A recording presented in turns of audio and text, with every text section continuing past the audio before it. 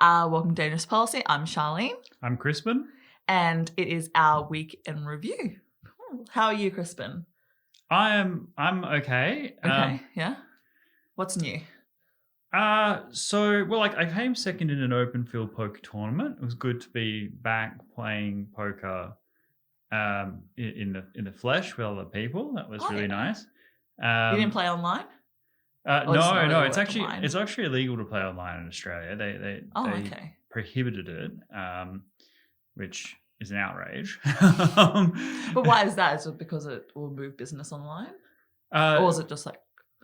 Well, it was considered a loophole they wanted to close. So in Australia, online casinos are illegal because the Commonwealth, like gambling is regulated by the states, but the Commonwealth has control over the internet, as I mentioned in the previous episode. And the Commonwealth decided that they would prohibit online gambling effectively, except for lotteries and a few other things. And games of skill, right? So poker is definitely a game of skill, but legally under the Interactive Gambling Act, it's just regular gambling.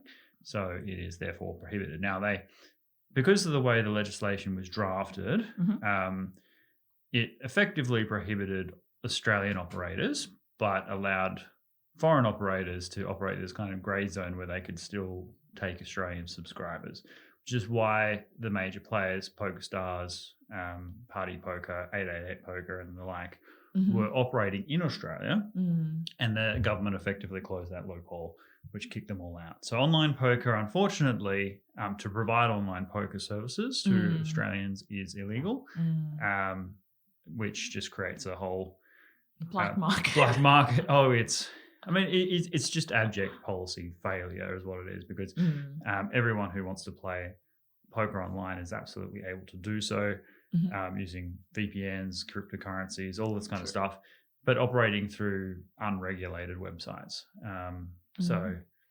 It's pushed it all invisible. It's made sure all the money goes offshore, that no one pays any taxes, that you don't get any visibility of problems, you don't get referral to the services, you don't have any kind of controls. It's another act of government genius. What a mess. Sorry, I'm just like... Yes, so no, it was good to catch up with all the poker players. It was really nice. And because people been in their isolation for a long time, and not being able to kind of congregate. Many parts of the world, many parts of Australia, that is still the case. So, let's be mindful of that. But very lucky to kind of, catch up with people. It's nice to see the faces. That's cool. Nice. And this week we covered a range of topics. Belarus has definitely evolved. And it's great to see that Svetlana... Alexeyevich. I can't say the name. It's quite all right. I don't want to butcher it. Yeah, it's going up against Lukashenko. And rightfully so, actually. Like, it's quite incredible that we have these women willing to risk their lives for the greater good. And I just want to go over, like, your call to action. So what would be next? Because obviously it's rigged. Like, voting will not kick him out. Are we turning to Russia? So the way forward is really dangerous.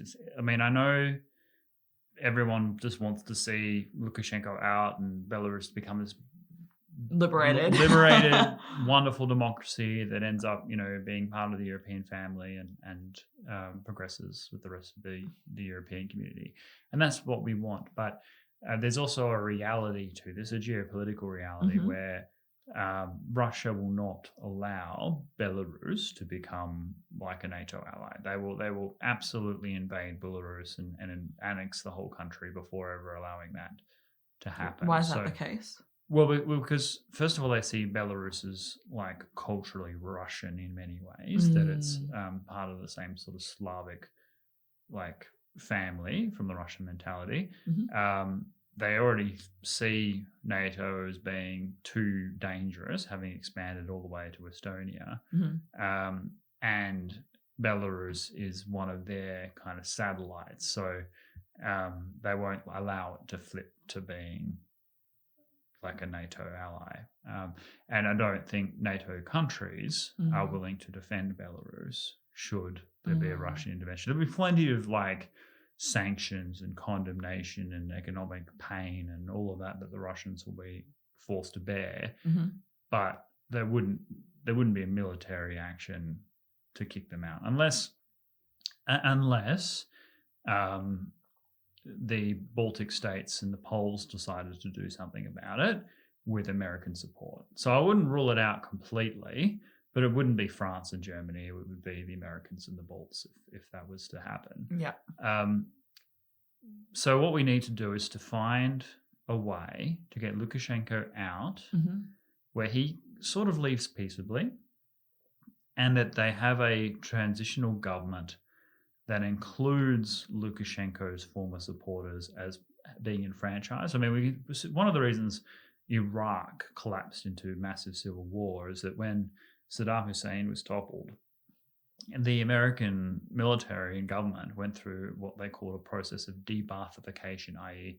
Saddam Hussein was the leader of the Ba'ath Party, B-A-A-T-H, and the US occupying forces systematically purged the bureaucracy of all Ba'ath members. So basically, this had twofold effect. One, it destroyed the Iraqi economy because all the people who knew how to run a country were expelled effectively. So, people... What was their motivation just to expel them? Oh, well, because they thought, because the whole thing was to liberate the Iraqi people and they saw the Ba'ath Party as the system of oppression. Okay. But the second thing that happened was that the Shia majority of Iraq, with Iranian support, then completely took over everything and kept the Sunni minority out of any enfranchisement involved in the new state, right? So instead of like bringing the different ethnicities together to create a new nation, the Sunnis felt disenfranchised and they formed, militia with foreign support and created, ISIS and the insurgency. So the Iraqi opposition fell into civil war for that reason, and Belarus could easily find not on ethnic lines because they're all Belarusians, but between people that support Belarus being part of a Russian satellite and those that think that Belarus should be integrated with the rest of Europe. You see similar vexations to a lesser degree in sort of places like Macedonia, things that are culturally kind of Slavonic, let's say, and those that are ideologically Western. And we have to just deal with the reality of that. Like, I know that like if you're sort of Lithuanian or Polish, you're keen to like bring Belarus into, to be liberated like you've been liberated and to be part of, the United West. But places like Lithuania and Poland have different histories and cultures, whereas Belarus is very much part of the Slavonic Cyrillic tradition of Orthodoxy and so on. So there'll be a big part of their identity that is attached to the Kievan Rus. So for that reason, it will be a blend. It'll be the aspirations of the people wanting to be able to have self-determination, democracy, liberty, human rights, freedom of movement, freedom of association, and so on. Absolutely things that we should support and respect, and things that people in Belarus are literally dying for right now. Whereas we also need to temper our expectation and realize that any journey to NATO for Belarus is going to be a long journey indeed, and that shouldn't be the goal. The goal should be Lukashenko out, some sort of democratic institutions taking hold that create free and fair elections and a government that's representative of the people. And for those that are pro-Russia, pro-Lukashenko within Belarus to feel enfranchised as a minority in a larger majority whole, where they don't feel like they're being trampled, but actually, Belarus remains a buffer between, NATO and Russia in perpetuity. So that's the best case scenario. The alternatives, if one side or the other tries to overreach, then it will end in violence, and it'll become another kind of Ukraine civil war. We don't want that. And Svetlana Alexeyevich, I think, is the right person to manage that, because her writings aren't anti-Russia, right?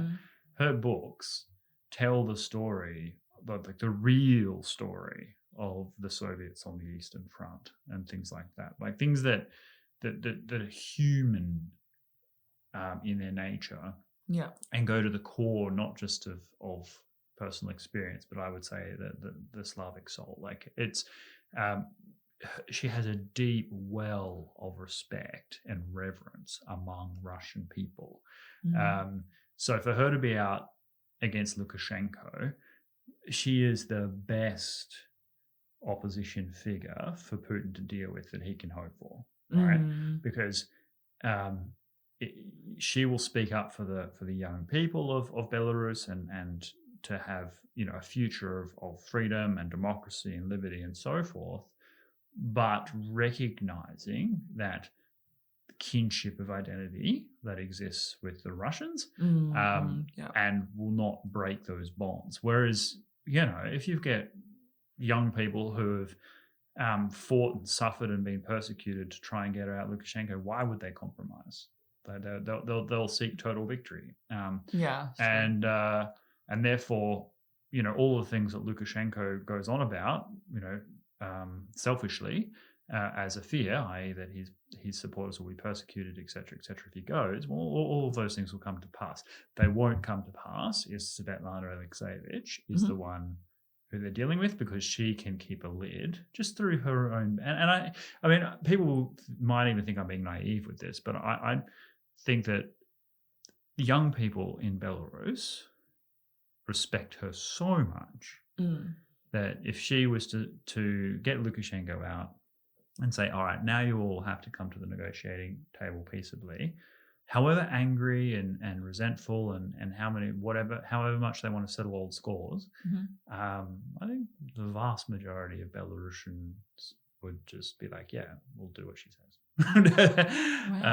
Because she does How did she generate so much influence? Like, was it just her writings and her understanding of Russian relations and well, there's something transcendent about that question, because I've only seen it in its effect. So I've read her works, and I can understand that she can write in a way that no other living person can, right? Just full stop. But she also, when young people meet her, she has this kindliness about her that is really speaks to people. Really cuts through, and she treats people seriously. So when they ask her a question, you know, like, what should I do with my life or whatever, she'll answer them with sincerity. It's not just, she's not a celebrity in that sense, if you know what I mean. She's just a really charismatic person. And then finally, I would say that she appeals to a certain gendered mindset. So when I talk about the heroines of Belarus, there's a danger there that people in the West and America think of, where they think the strong female character, right? You know, and I don't mean that. I mean that the women who are doing things in Belarus identify very much within their gendered role in Eastern Europe, right? Like it's a much more gendered society, and much more in this case, the Princess Leia of old, right? So Princess Leia in the original movies, she is faced with the destruction of her homeworld and still doesn't give up the Rebel Alliance, right? She doesn't go around slaughtering everybody because she's untouchable warrior. She has a certain character fortitude that she holds to. Now that's more what I would say sort of classic strong female character. and that's what I would associate with these characters of Belarus, where Svetlana Alexeyevich has a way of shaming men into living up to their best selves, right? And I use the word shaming in the best sense. Not, she doesn't go out there and berate them. She, just by being who she is, the men of Belarus will feel like they need to step up, right? And then you've got people like that's quite powerful, actually, to not feel like just like you have so much privilege, but it's like you can do better. yeah, like Svetlana Alexeyevich, with all of her disadvantages of age and whatnot, is doing things that you men are failing to do, right? Like, kind of, and that's something that will have an impact on not only Belarusians but Russians. Russian men, Russian leaders will look at Svetlana Alexeyevich and start to question, you know, Hans, are we the bad guys? It's one of those situations. Can you also speak to, I guess, the role of Lithuania and leader Lithuania in this? Because you said that they've received strong support. Yeah, so there's a cultural thing to this as well. So yeah, in Lithuania and the Baltic region and Poland, young people are not like on the left. It's kind of a weird thing to put it. Like in the West, young people are kind of lefties who care about social justice and economic inequality and things like that. And a lot of these things are worth caring about.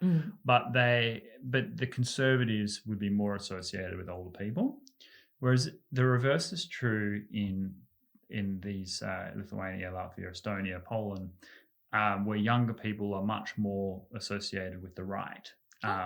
Because they care about traditional conservative values, freedom of speech, freedom of association, liberal democracy, freedom of movement, all of that stuff, which is traditionally, you know, right kind of views, right? And deeply suspicious of the left, which they associate with communism. So Lithuania has played a role where they have given sanctuary to a lot of the like-minded young people in Belarus who are seeking to liberate their country from dictatorship. The Lithuanian president has given considerable support to opposition figures to elevate, like wherever he's going on the world stage at the moment, to highlight the issues that are going on in Belarus, to basically put himself and Lithuania at a degree of risk that kind of compels its allies to support them. And so they're really leading. It's not, you know, yes, all of the Baltic countries and Latvia and Estonia need a shout out as well. They're leading the way as the countries in the region. They all have borders with Belarus, and they're the ones out in the front lines, basically leading the charge, calling for Lukashenko to go. And these are small countries. They're all like, I think even if you add all the Baltic states together, their population, I think, is still less than Belarus. You know, they're making big enemies of Russia. So they're actually, it's not just that. Pretty courageous of them. It's not just what they're doing. It's their clear sense of courage, conviction, and moral clarity that gives them like a big say in what's going on there. So their willingness to put themselves out to walk the walk, not just talk the talk. I think so many countries in the world will talk about democracy and rights and things like that when it suits them. You know, these are countries that are taking genuine risks for values, for their shared kinship with their Belarusian brothers and sisters. So yeah, good for them. And if it wasn't for them, let's be real, if the Baltic states weren't on side, then Lukashenko could crush the opposition. The opposition wouldn't have sanctuary. They wouldn't have all these ambassadors living with because it's impossible to go and kidnap Svetlana Alexeyevich because she's got half of Europe living in her house. Do that, like just kidnap the opposition take him in a car, and I mean, like, not just Svetlana, but like Maria as well, and like, how is that not illegal? Well, it is completely. This was a tactical error for Lukashenko because it's so clear how corrupt. Sorry. Because Lukashenko until that point had a narrative that he could sell. Right, the narrative was the majority of the people support me. Number one. Right, like I won the election. The 80-20. 80-20, right? But he could say, even if there were like, issues with the election, he would say a majority of Belarusians still support me. It's still a minority of people. And he could say, look, we are, like I do run, like he would always present it as a sort of a benign dictator, right? So he was always presented as someone who was like, well, we still have rule. Like I've been around a long time, but that's just because the people love me, and I still run a good state, and we still have normal rules and laws and things like that other countries. And he managed to sell that image to the point where most of Europe and the world would deal with him, right? Whereas if you're kidnapping opposition figures off the street, threatening their lives, imprisoning them, forcibly expelling them, then any claim to your legitimacy of rule is completely shot on the world stage, right? Like, because legitimate leaders don't need to do that to their opposition. Yeah. So he obviously felt threatened by his 27-year-old rule. I don't know. Yeah, exactly. And so his grip on power is now exclusively rests on his ability to suppress his own people. And once you're at that stage, your days are numbered. Like, and as I said with Bashar al-Assad in my video, the majority of Syrians do support him, and he does look after the minority. So whatever you might say about Bashar al-Assad, and there are plenty of things to criticize, he has managed to maintain power because the majority of people support him. But in the case of Belarus, it's pretty clear that the majority of people do not support Lukashenko. And I honestly believe that Svetlana Alexievich is his best shot to get out of that country peacefully, because Svetlana Alexievich would work with him. I'm sure they know each other well personally, because, I mean, until yesterday, Svetlana Alexievich was a national hero.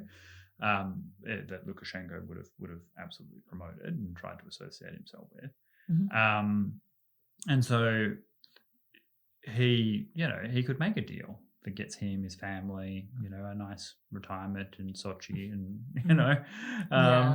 and is looked after for the rest of his days in Russia, and set up in such a way that his supporters and all of the people that he purports to worry about are looked after. But if Svetlana Alexievich is suppressed, like, and God help us, if anything happened to her, right? Like if one of his supporters decided to take it upon themselves or on Lukashenko's orders to do something, then there would be civil war. Like at that point, the entire country would be out for blood, because she is such a venerated figure that any calmness that she would instill would just flip completely. Okay, nice. And then speaking of female heroines, Disney. Disney, what are you doing? I actually, when I was watching the video, I got a bit angry, just a little bit angry, but not even just at Disney, just like contemporary female heroes. I don't understand why. Why is it that women in film and, in media can't struggle? Like, they always have to have some intrinsic power that they need to suppress, and then they can't, acknowledge that they have insecurities, that they have flaws. And that for me is like, when you see adversity, that's how you build character. Yeah.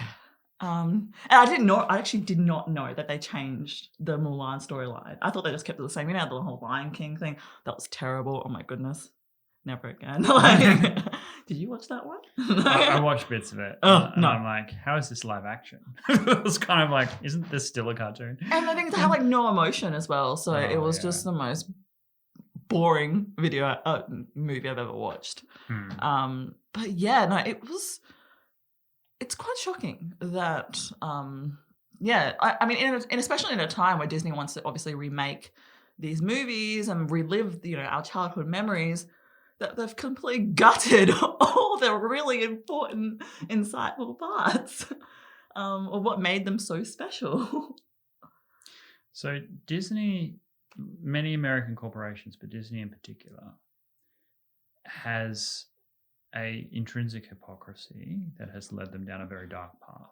The hypocrisy is as follows: to hate everything about the West and what the West stands for, but to seize all that juicy Chinese money, right? Now, in the case of Mulan, and reflective of their sort of Disney princesses generally, the critique that they've been going for is that women are capable of doing anything, and the only reason why you as a woman do not realize unlimited potential is because of a male-dominated patriarchy, i.e. you're forced to suppress your intrinsic power because of external forces imposed by men. Now, this is incredibly pernicious for many reasons. I could talk about the actual nature of the theory of the patriarchy and all of that, but we won't worry about that now. What I will say is that I wholeheartedly agree with your critique that what makes a character interesting is their flaws. Why? Because people have flaws. Not men and women. People have flaws. And those flaws are what create drama, right? So between omnipotency and impotency, there is a degree of potency, and that is everybody on earth. Everybody has strengths and everybody has weaknesses, and the nature of that individual will be determined by their capacity to face their weaknesses, rely on their strengths, and overcome adversity and challenges. That is the suffering of human life. Now, as someone else, it might have even been Joe Rogan, I think it was, said that the movies you love are not the movies where you have this person of unlimited power capable of dealing with any challenge from start to finish. The movies you love is where someone starts out at the beginning of the film a complete mess, right? Yeah. Their life is ruined, they've screwed something up, they're suffering consequences of adversity, blah, blah, blah, blah.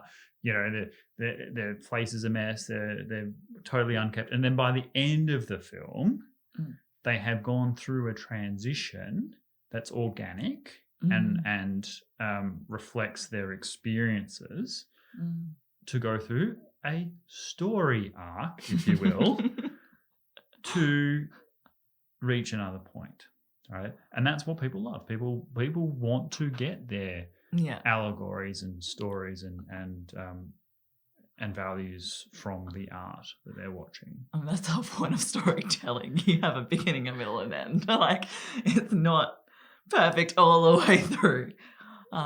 Yes, and I mean the worst example is Rey from the new Star Wars, who could do literally anything that the script wanted. Like, so here's just try and think of the logic of this, right?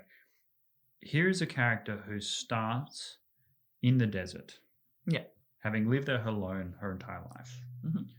She's good at some things you would expect. She's good at scavenging and has a strong survival instinct. You need a harsh environment in which to live. Which makes sense. Made sense, right? But then she can speak Wookiee, right? Which is, for those that aren't familiar with Star Wars, a fur-covered animal creature that lives in a forest. She can wield a lightsaber without any training. She can fly the Millennium Falcon, having not really seen it before. She can fix the Millennium Falcon in ways that Han Solo, who's owned that ship for decades, cannot. She's instantly loved by everybody she meets. She doesn't make any mistakes really in the entire film, except there's one error that she makes that has a fortuitous way of turning out. And then she rescues herself when she's captured. She does a Jedi mind trick despite no training. She manages to turn the tables on a mental invasion of a trained Force user. And then she defeats that same Force user in a lightsaber battle. That is lazy writing. It's just...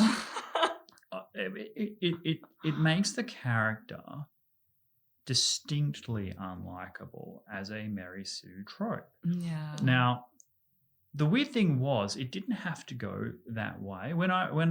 There's the Force Awakens novel, because when I saw the movie and the world was kind of hyped by it, I was thinking to myself, I really don't like this movie, and maybe it's me. So I watched it again, and I liked it even less the second time around. So then I was like, that this can't. Everyone's freaking out about it, and then I realized, no, the world is crazy. They don't understand. And then they retrospectively, what I found is that after The Last Jedi and the complete car crash that movie was, and now the Rise of Skywalker, that people who had originally had their nostalgia goggles on have looked back at The Force Awakens and realized it was also a terrible movie. So because the glosses come off it, people analyze the Force Awakens with greater objectivity. But in the Force Awakens novel, which came out at the same time, which, you know, the book novel, she was a far more interesting character. There's scenes in that film that have complete different meanings, right? So there's a scene in The Force Awakens where, well, first of all, when she meets BB-8, the droid, in the movie, she has this yelling match with this sand kind of thing that it had him trapped. Yeah. And you get the impression that she's upset that he's captured this droid, right? And wants to free him. But in the books, she doesn't care less about the droid, right? What she cares about is he says something insulting to her, and she gets really angry, and in revenge cuts the droid loose to spite him, so he loses his his treasure, right? And so BB-8's following her around, and she's like, "I'll piss off," right? And then there's a scene in the movie later on where she's offered like a ton of food, right? Because that's what she gets paid in. She's offered a ton of food for the droid. And there's this moment she goes through where, despite spending her entire life scavenging, and this being more food than she's ever been paid before, and this being some droid she doesn't give a shit about, she has this epiphany that she will give up the food and protect the droid, right? Oh, wow. That's what happens in the movie, okay? For no reason, right? In the book, she's like, she gets offered all this food, and she's like, wow, this droid must be worth a lot more than I'm being told. The First Order wants the droid. Okay, I'm going to turn this guy down. I'm going to turn the droid over to the First Order myself and get all the cash, right? So she keeps that scavenging mindset. Yeah. And then we learn a couple of things about the character. She's very angry. She has an anger problem. And she is a survivalist. Things that are much more true to the environment in which she is in. She has reasons to be angry, and she's a survivalist. You kind of you follow that blood. So her arc in the books becomes much more authentic, right? And much more likable. And then there are hints about the character's origins and things like that throughout the book.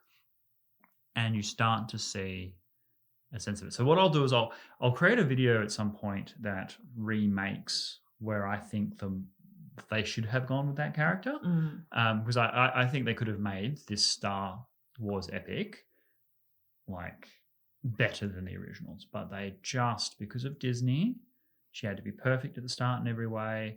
Anything that had any of these problems, like her having any flaws at all, was excised from the films. It removed the possibility of an arc and told young women that you are perfect in every way. And that the problem with that is that it hurts them. It hurts women to think that you don't have to compete for anything, and that you don't have to overcome your faults, and that you can blame society for everything that's wrong, and that every triumph you have is all your own hard work, but everything bad that happens is everybody else's responsibility. That is just a recipe for a catastrophic life. And the fact that we are raising an entire generation of girls on this is very dangerous. Like, you're giving young people ideas that are not going to help them in the real world, in which real stuff happens and human beings have genuine flaws, including young women. Yeah, I definitely think that they are putting out there a false narrative of,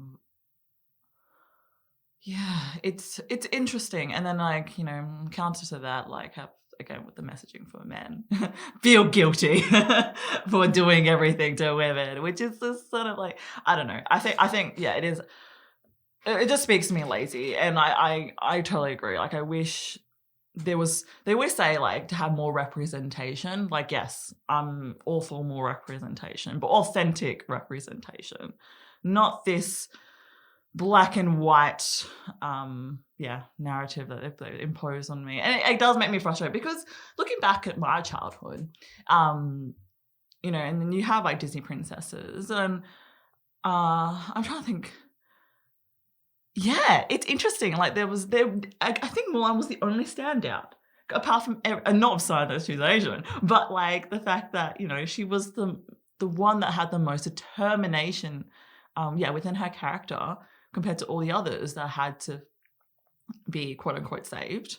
And oh god, Frozen. I mean, I look at Frozen movie and I'm like, initially I was like, oh, this is fine. It's all about sisterly love. But then when you actually look objectively, I'm like, your parents failed you.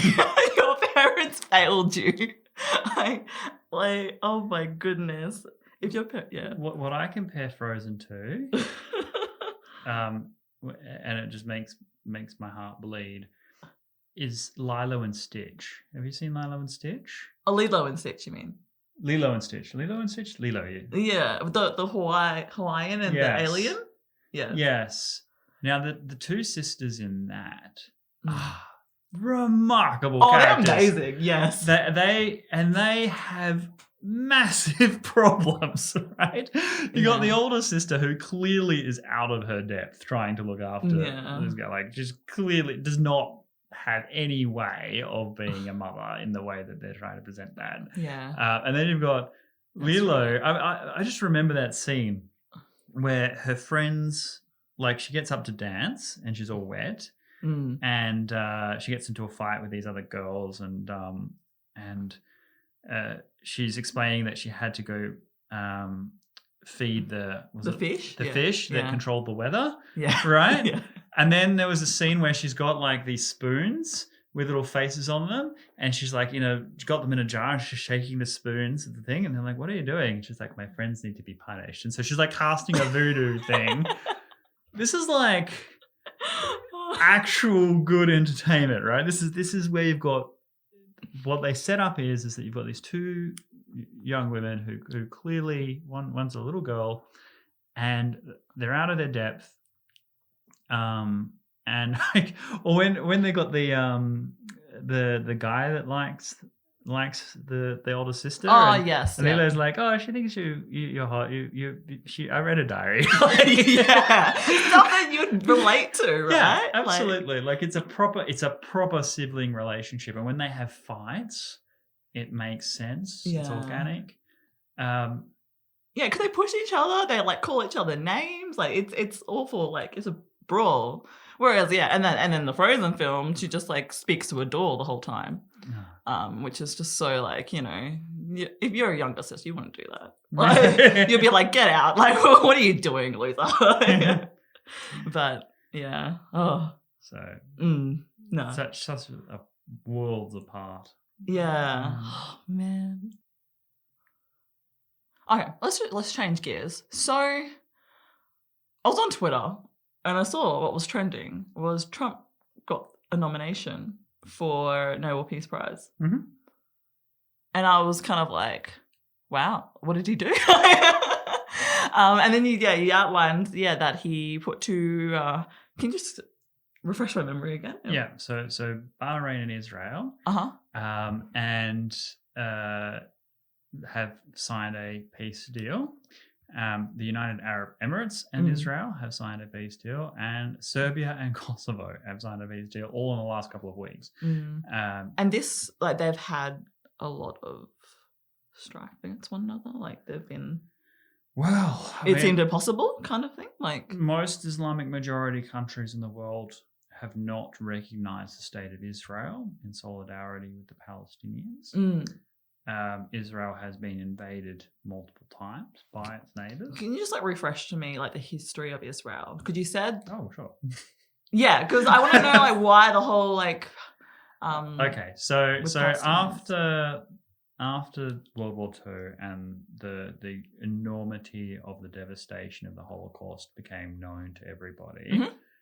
The long-standing Zionist movements around the world, that is, those that wanted a right of return to Jerusalem and the Holy Land, was given overwhelming international support. That was believed that the Jewish state did in fact deserve to exist. The Jewish people needed a safe place to go, because after the Holocaust, there was a general recognition of where anti-Semitism that had persisted for centuries could ultimately lead. And to prevent that from ever happening again, there was a sense that the Jews needed their own sanctuary. Now, the place to which the Jews were the most felt the most sense of kinship and home was the modern state of Israel. And so they settled down. The local Arab kind of countries did not think there was legitimacy in this, and that they, through force of arms, sought to expel the Jews straight away. The Israelis managed to defend their new homeland successfully, and since then have been invaded a couple of times, and each time have expelled successfully the invading forces with heavy losses, and expanded to the current borders. So that's where Israel is today. Now, it has had the consequence of reducing the territory that the Palestinians had occupied, and you have to go back to probably 3,500, 4,000 years ago to get the origins of both the Palestinians and the Israelites. So, there's the Philistines, there's the Sea Peoples, and the Bronze Age collapse. There's all of this stuff that the Canaanites that have evolved to create sort of the Jewish tribes and the Palestinians. So they both do have legitimate claims to that part of the world, but certainly the difference is Israel keeps getting attacked, and so they've had to defend themselves. The Arab states, only a few of them have created peace treaties with Israel. So Jordan, Egypt, I think that might even be it. I'm sure there's probably someone that I'm forgetting. But then now, massive new breakthroughs with the UAE and Bahrain. So yeah, peace between Israel and its neighbors. Most Arab countries do not recognize the state of Israel, and the effect of the peace treaties is such that that recognition is now growing and increasing peace and stability in the Middle East. That is such an extraordinary change, and it's good to know that, like in 2020, with most things being a catastrophe, that this is a profound step in the right direction. Nice. And what's the significance in general of when country decide to sign a peace treaty? I think it might be specific to each circumstance, but does that mean less wars? I mean, yeah. Yeah, it means that you recognize a country's borders. You're open embassies to have formal relations. You have trade deals, so you can improve the wealth of your people. You can have people-to-people relations, so people can go and visit each other.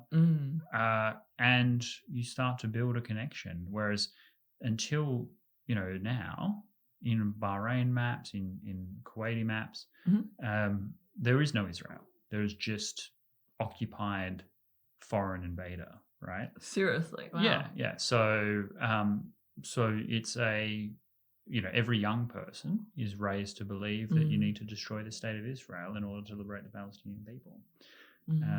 So this is a really great step towards peace, and further isolates Iran, which is the one that is most belligerent towards Israel today.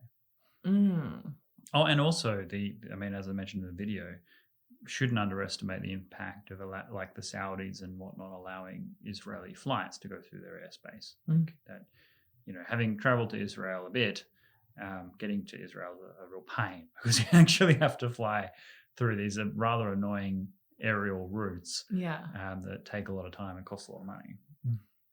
Yeah. And then the US led these negotiations, and is that when President Trump has got nominated? Yes. So they've done it very quietly, right? Like it's been off the radar. They've only announced it when it's been achieved. And I think that's a real great credit to the strategy. For all the people that say that Trump is all talk and all showmanship, well, no one knew about any of this until it was announced. Yeah. And that's because the real work of the Trump administration seems to be done much more quietly, much more effectively behind the scenes, and vindicates Trump's decision to appoint Jared Kushner his envoy. Like Jared Kushner is his son-in-law. So there is a real openly obvious nepotistic element to all of this, right? Yeah. Now, it's not like he's paid any money. In fact, he's probably losing a ton of money because he's not doing his normal multi-million-dollar real estate investments. But nevertheless, Jared Kushner does occupy a high office in the administration, and over the consternation of many, many Americans, many people in the media, even those in the sort of vetting processes. But he's actually used his platform to enormous effect. And it actually shows, like I remember in 2016, Trump gave his first foreign policy speech at the national interest, where he said that they need to look beyond people with impressive resumes, but nothing to show for it except a long list of policy failures and continued disasters of war, right? And I wholeheartedly agree. In the US establishment, there is this kind of cabal of foreign policy elites that sort of occupy different think tanks in Washington, who are just the worst at stewardship of the American state, and yet they keep getting recycled to positions of influence and power despite catastrophic failures in every domain. And then you have, so it's like, this is actually a real archetypal example of Trump coming in as an outsider, bringing in outsiders, shaking things up and making a difference. And in this case, delivering something that had been vexing foreign policy elites for many decades. Wow, really shows them. Humiliation that you have this young, mild-mannered real estate guy come in and do all the things that you can't. They're not happy about it, and they're not going to give Trump the credit because of that. But we don't need you. Like, you kind of go back to your university where you can't cause anyone any more harm, and let the people that can get things done do it. Yeah, I mean, what's the difference between like those people who, you'd expect are well educated but can't seem to get the policy through? Is it just that they're just terrible decision makers and unable to communicate, and negotiate? Well, I mean, it would take me all day to explain the many, many reasons why the foreign policy elite are such abject failures. I wrote a very influential piece. It's probably, when I say very influential, it's probably the one that had the greatest impact, because it was written during the 2016 election, and it got all across the American press as to why Hillary Clinton was the worst foreign policy figure in American history. And I gave through this 3,000-word explanation as to everything that she had supported that turned to catastrophe, and it was literally everything. And the reason why that's not any better It's because there's no accountability. You are not held accountable for your failures if you are a foreign policy swamp creature, right? So you can have Iraq wars, you can have, Libya interventions. You can, I mean, and I can call these people out by name. Samantha Power, who was Obama's ambassador to the United Nations, she has these cushy jobs, like in Harvard, in going around doing speaking tours at various think tanks, including here in Australia. She is responsible for the catastrophe in Libya. She is responsible for these open slave markets that exist there today, because she had a completely strategically inept worldview about the way humanitarian intervention works.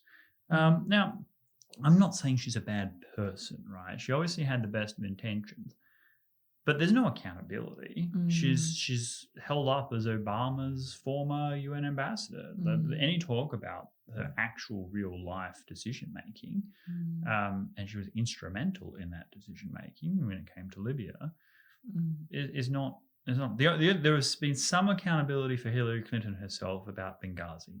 That's about it. Where US ambassador was killed. She's escaped any form of actual things to that, but in the court of public opinion, people are at least aware. But then, this is true for everything. The reset with Russia, the balance to the Pacific. Everything has just been a disaster. Ukraine been a disaster. Syria's been a disaster. Iraq's been a disaster. Afghanistan's been a disaster.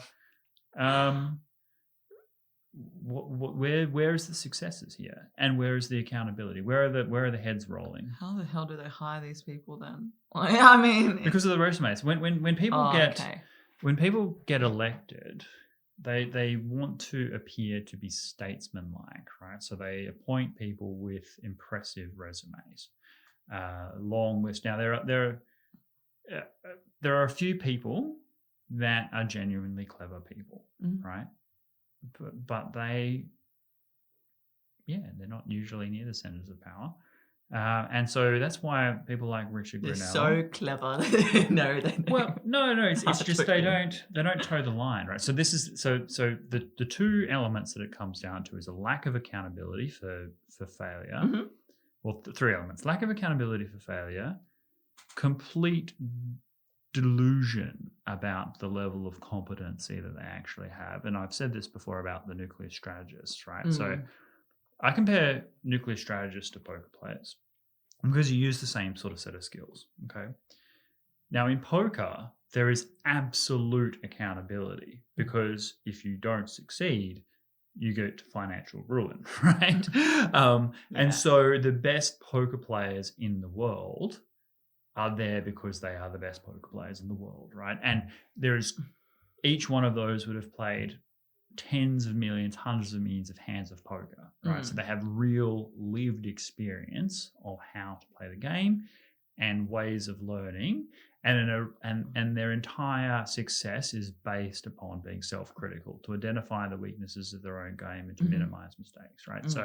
So that the elite of the poker world, the top of the poker world, are infinitely better. When I say, Da Vinci to finger painters, right? Infinitely better at the field of strategy, the field of game theory and all of that than nuclear strategists, right? Because nuclear strategists never fought nuclear war. They just recycle all ideas despite massively changing global environment. They don't add anything theoretical to the literature, generally speaking. Enormous mediocrity.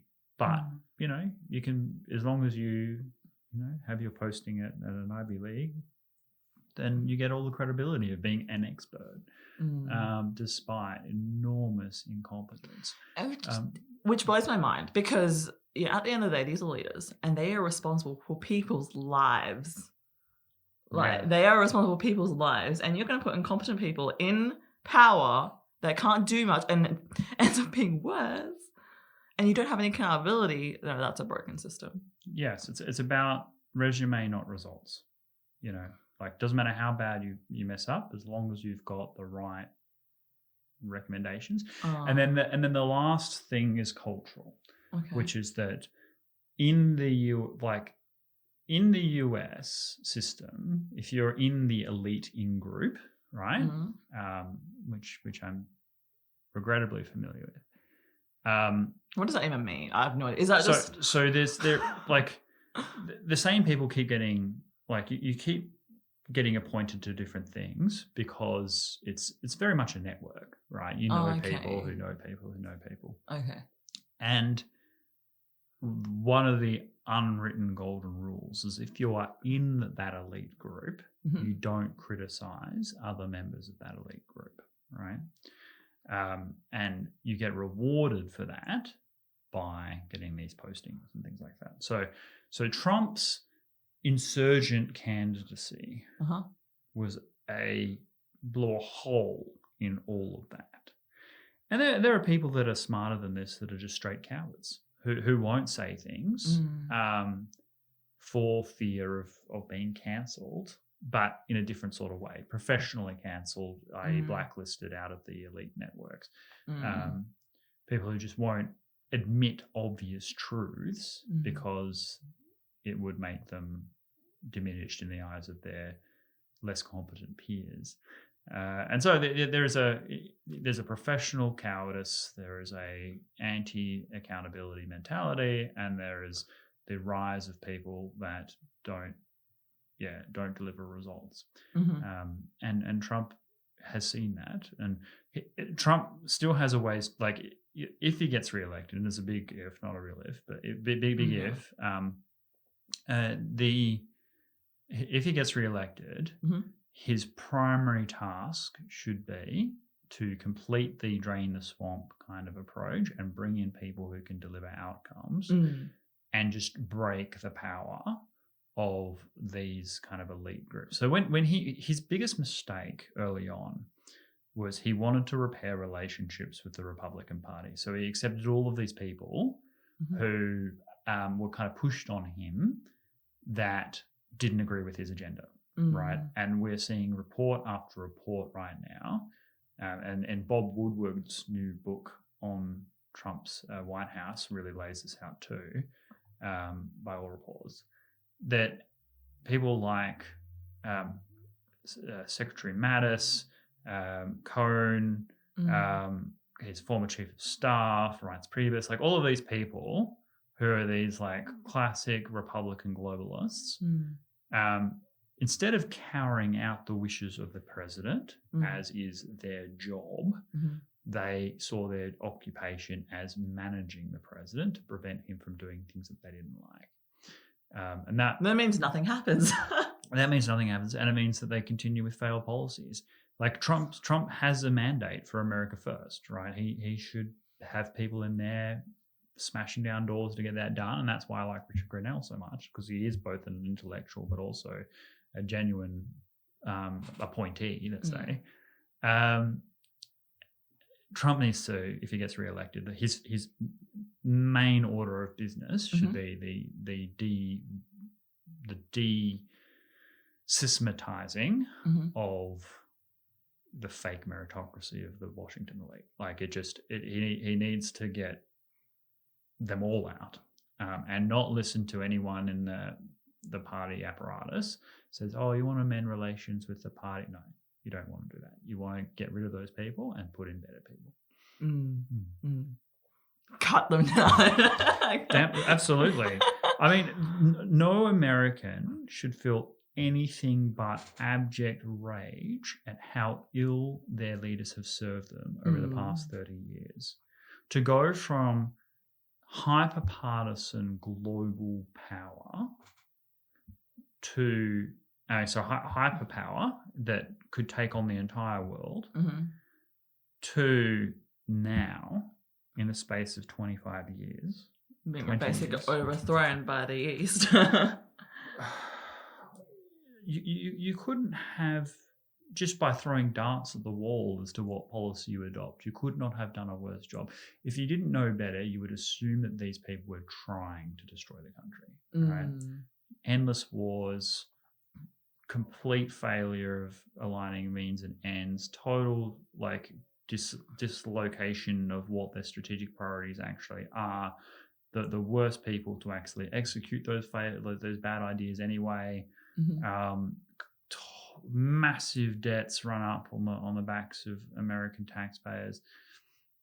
I mean, they've been less than incompetent. They've been actively dangerous, and I can't condemn the US foreign policy elite enough, and why Trump is absolutely the right and probably only figure who might be able to do something about it. Okay, cool.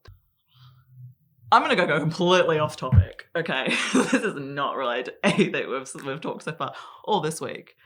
But I am interested to know, right, is that dating apps, right, are becoming the new norm.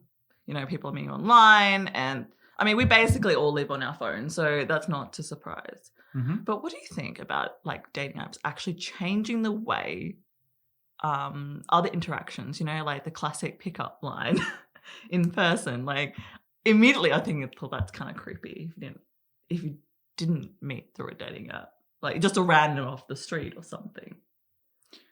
Oh, this is... Okay, so great question. Totally unrelated to everything we've said. But that's okay. Well, first of all, just from personal view, like I am absolutely feudal when it comes to courtship. If something doesn't take months of work, right, then it is totally unworthy. I know someone who they're married now, a couple, who when he asked her out, she went and put 3 like little clues for something that she wanted in 3 different books in the library, right? And so he had to read every book in the library to find these, or at least go through every book in the library to find these 3 things in order to even be able to ask her out. Right? I actually find that to be that the Zahavian signals that are sent are quite important for the longevity of successful relationships. There's a reason why a engagement ring is supposed to cost a quarter of a year's salary, right? It's to demonstrate sincerity, right? There's a reason why in Russia you date for exactly 1 year. And if you don't propose and get married after that 1 year, you break up, right? It's to stop people from being strung along for years and years, only to have someone decide at the end now that it's not for them anymore. Yeah. And when it comes to dating apps, one of the many problems I find with this phenomenon is it's based on a false promise, right? The idea was that you would find people, originally the idea was that you would find people of a much greater compatibility, right? That it's impossible for us to know the characteristics of each person that we meet, it's a very inefficient process, courtship, because it takes a long time to know everything about somebody and you never will. Like even if you do, then you won't know how they are. And if you're introverted, like it's, you know, it's hard, like if you don't go out very often or like you're busy to make that time, like dating apps seem to be... Absolutely. So you have this system where you just plug in all of your interests, theoretically, and it spits out a mate, right? Now this is a great thing in theory, okay, but in practice, first of all, like any Facebook, Twitter, whatever profile, it's all a projection. It's not reality. And then secondly, one thing we've learned about relationships is that the courtship process is an essential component of the process, right? So if you meet on an app, then you actually skip a step, right, of relationships. And that step is actually intrinsic to keeping the everything else going. It's part of laying the foundation. If you don't have it, then the house can fall over. What do you classify as like courtship? And this is from a young person that's been on dating apps. Like, I guess like maybe I lost it. No, I think absolutely they have. Guys get lazy and you know, women get cynical. Like like courtship is essentially romance in a way. Well, romance is a component of courtship. Is that process by which you go from being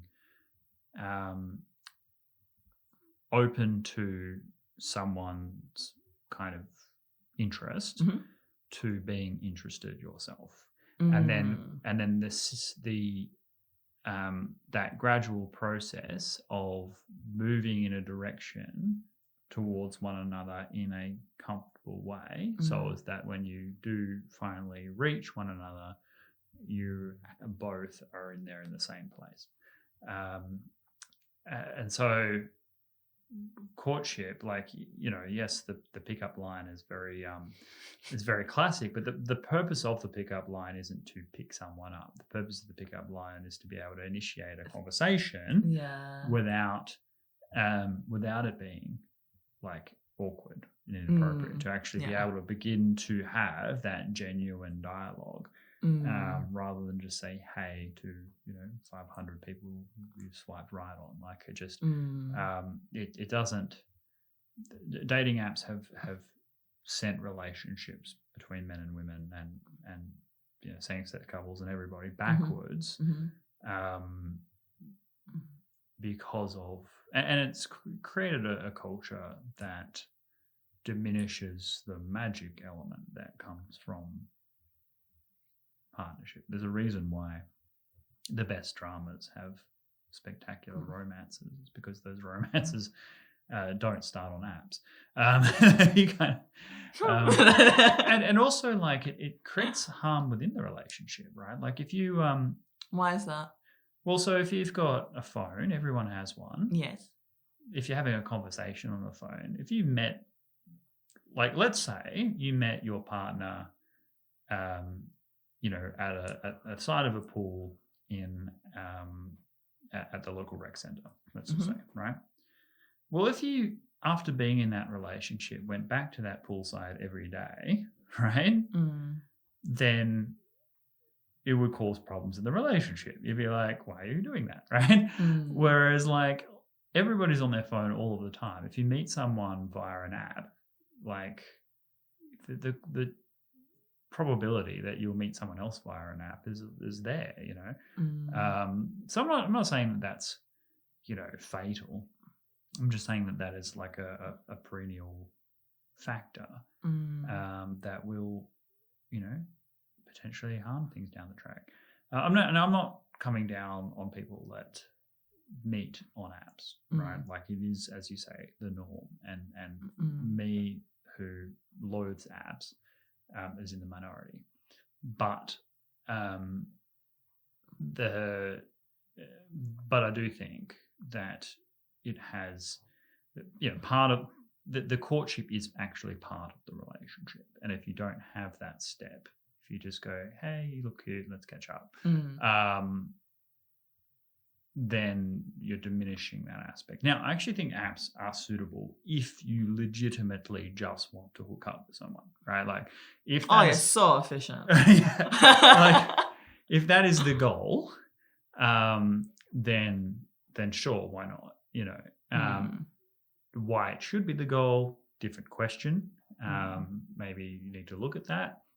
But no, I think we have lost something as a society. I think, honestly, with like the move to technology and like this whole digital era, is that we are so used to instant gratification that it's transcended through all parts of life, including love, that we, like human beings are intrinsically lazy, and if we can, you know, cut that time it takes to cultivate a relationship and build a friendship, and we will do so. And yeah, it is an unfortunate part, but that doesn't mean that I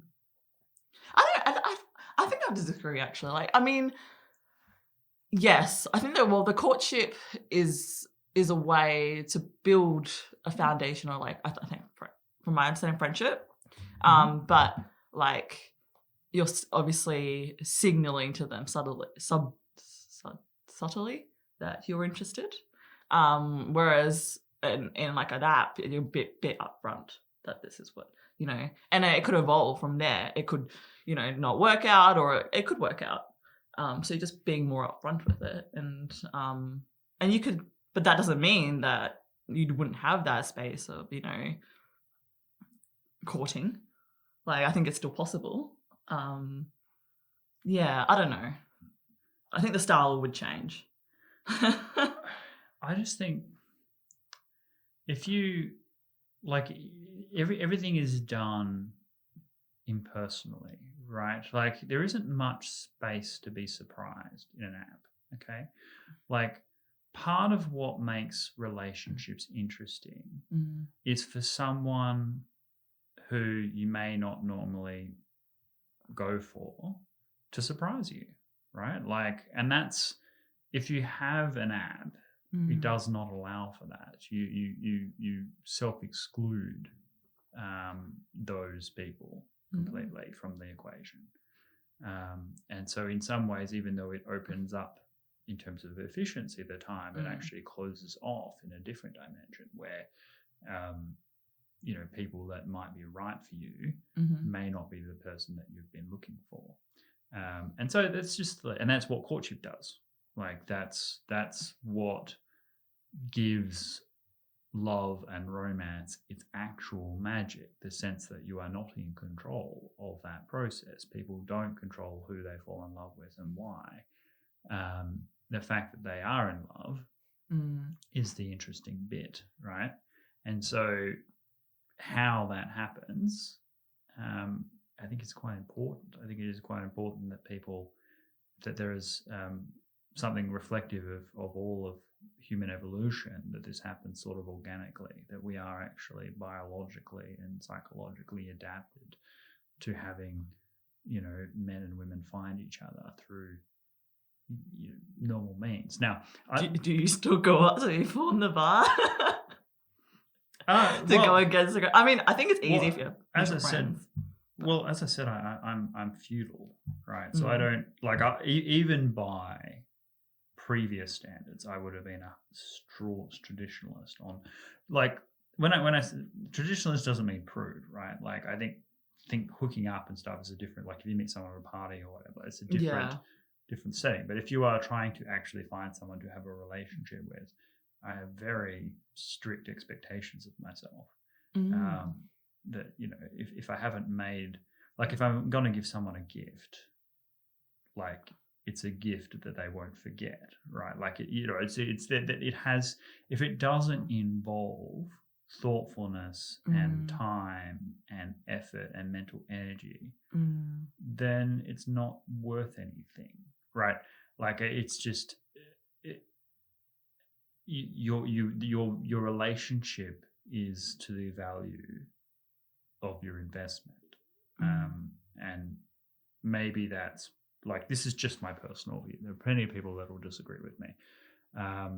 So I'm not handing down arcane truths here, but I'm saying for me,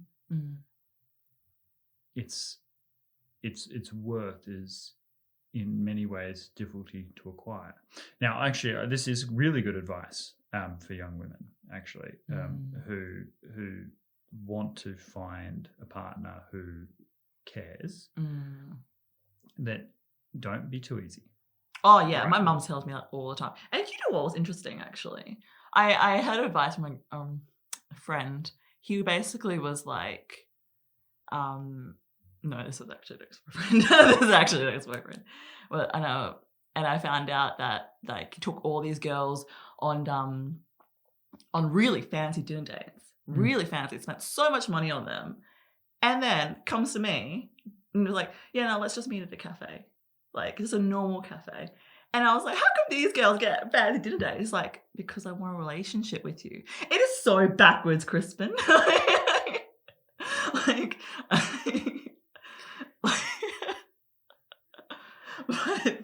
yeah.